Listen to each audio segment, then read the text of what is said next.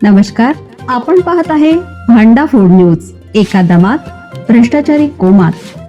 Social media, कर्जबाजारी, गुन्हेगारी, सट्टेबाजी, चोरी, मटका, जुगार, दारू, सावकारशाही, न्यायाच्या प्रतीक्षेत प्रशासन. भांडाफोड न्यूज. एका दमात भ्रष्टाचारी कोमात. कोल्हापुरात कायदा सुव्यवस्थेचे 3 तेरा. किरकोळ वादातून 2 निर्गुण खून. सक्का भाऊच बनला पक्का वैरी.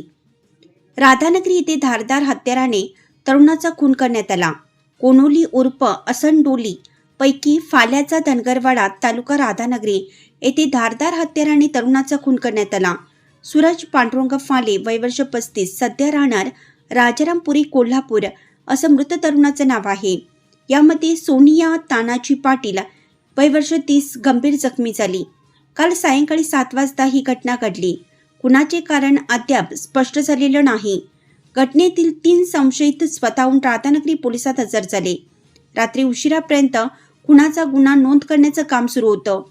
याबाबत अधिक माहिती अशी की फालेवाडा येथील सूरज हा आज दुपारी 3च्या सुमारास पत्नीसह कोल्हापूरहून येथे आला होता.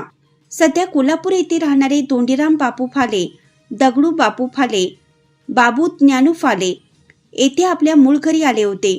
त्यांच्यामध्ये काही कारणावरून वाद झाला. वादाचे पर्यावसान मारामारीत झालं. सूरजच्या मानेवर खोलवर वार केल्याने रक्ताचे थारोळे साचले होते, तर डोक्यात वर्मी घाव बसल्याने डोक्याचा चेंदामेंदा झाला. त्यामध्ये त्याचा जागीच मृत्यू झाला.